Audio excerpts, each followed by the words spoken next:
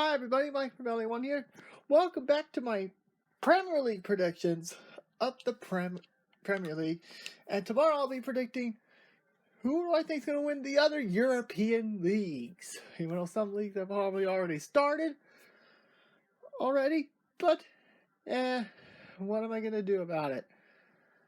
Video's going to be coming out tomorrow. Anyway, this one's going to be a little different because for one, I'm gonna do it the way I usually do it, but since we're talking the top of the best of English football, we're gonna be doing the three teams I think they're gonna be the four teams I really think could be in the relegation fight. But instead of playoffs, I'm gonna pick teams who I think are two teams that are gonna be favorites for the Europa Conference League, or what formerly was the Europa Conference League. Teams that are favorites for the Europa League, not including West Ham because they won the Conference League last year, so therefore they're automatically in. So no mention of West Ham United in this video. And more importantly, who are the teams that are in the running for Champions League? That's going to be on this video.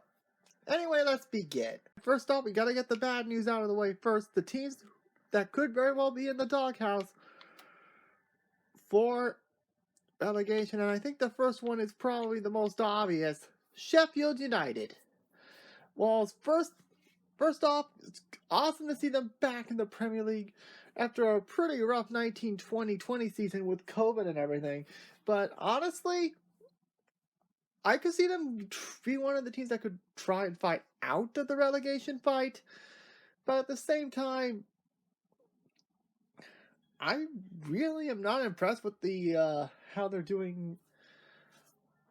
I mean, don't get me wrong, the ground is great, and I can't wait to see how they compete with the likes of Nottingham Forest again. But honestly, I'm just kind of excited to see how this goes forward for Sheffield. So yeah, Sheffield, one of the teams I'm looking forward to getting relegated. Another team that I could see fighting for, I guess, relegation. This one's going to hurt. But I have Wolverhampton Wanderers. I mean, now there's reports going on that the manager may be getting sacked. And so the big question is, okay, which manager for Portugal are they going to get next? Because even though I don't understand why Wolverhampton Wanderers has all Portuguese, I don't understand that. So, and honestly, something has been going on over there. So, yeah, so Sheffield and Wolves, I had them in the relegation fight. Along with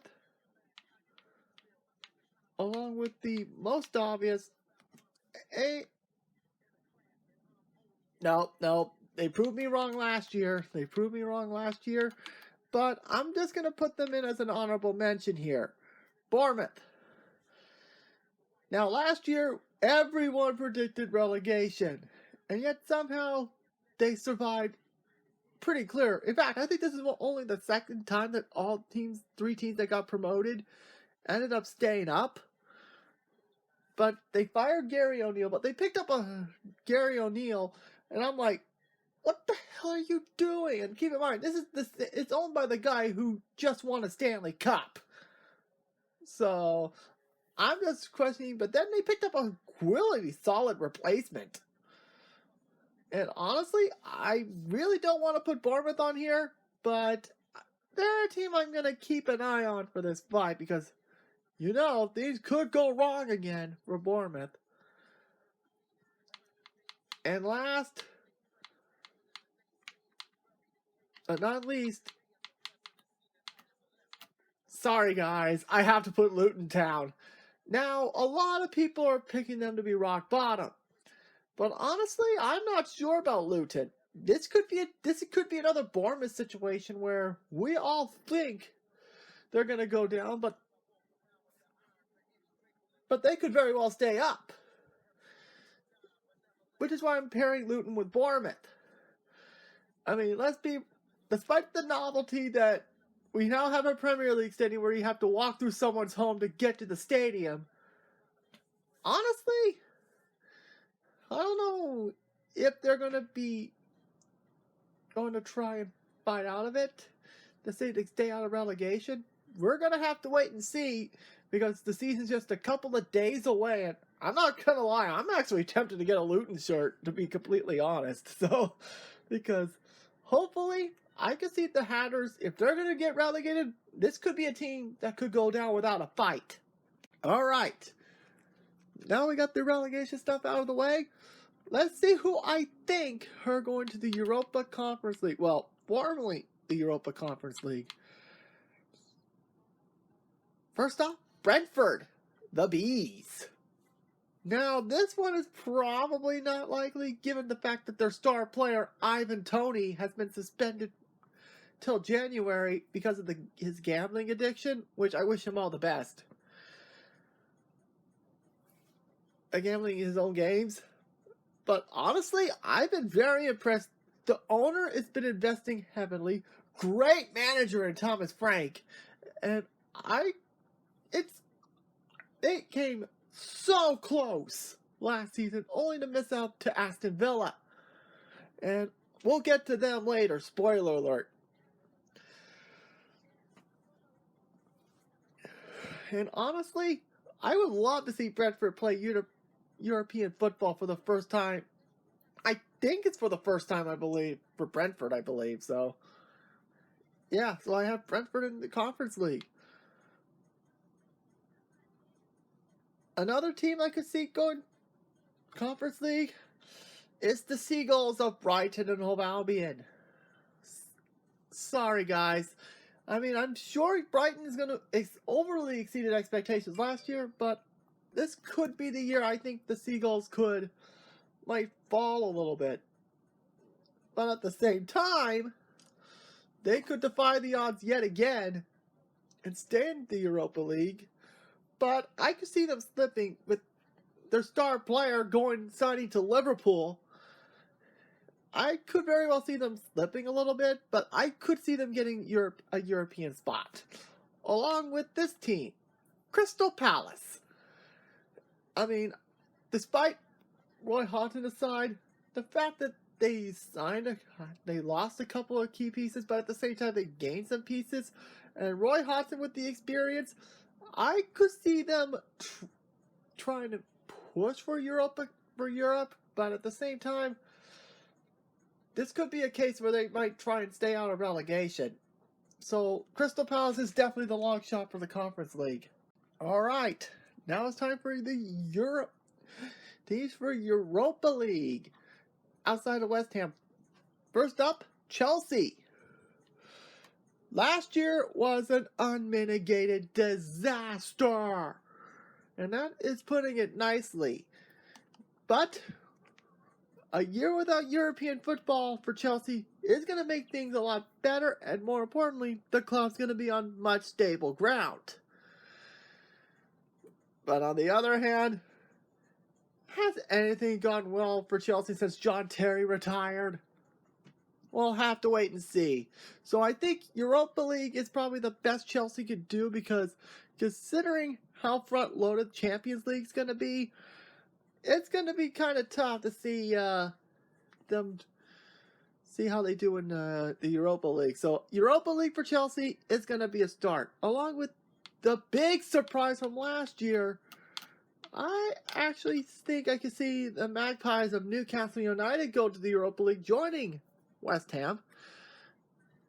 It is absolutely incredible what the Saudis have done. Don't get me wrong. There's a lot of human rights violations with the Saudi Arabia, but anyone who thought that this Saudi ownership group wasn't going to take this team seriously, first full year of owning the team, they made the Champions League. That is impressive and a great manager in Eddie Howe. How the hell has he not been offered another job elsewhere? That is phenomenal. But at the end, I think the Champions League is going to be a little too much for Newcastle. But I do think they're going to be staying in the Europa spots in the Europa League. And I mentioned West Ham's automatically in, so that's the end of that. All right. I think it's pretty clear. Let's get to the Champions League spot.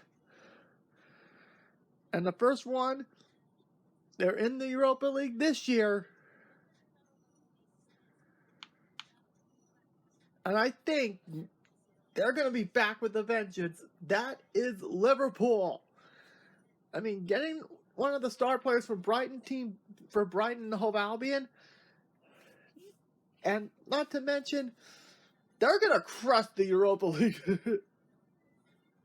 It's going to be very interesting to see how they do in their first match, knowing that they were so close to missing the Champions League. But I do think the fans are definitely going to be. So I think Liverpool will be back in the Conference League, in the Champions League, excuse me. Another team that I could see making Champions League, Manchester United. Honestly, what else can I say? But the only problem I see Manchester slipping, the only way I see Manchester slip is if the ownership group decides to stop investing because of a potential sale. We don't know what's going on with the Glazers because, I'm sorry, they're busy focusing on the NFL side of things because the Glazers just happen to own the Tampa Bay Buccaneers.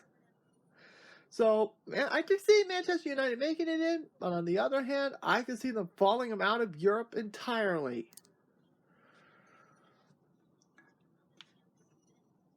Alright, and next, the team that overachieved drastically until they blew it, and that's Arsenal.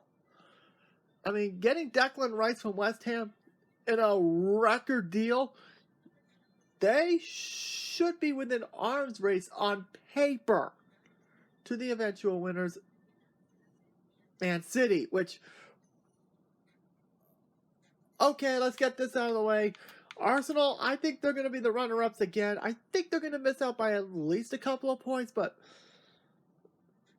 still, they should be within arm's range of the Premier League title, but still come up short yet again to Manchester City, because as long as Man City has De Bruyne and Haaland,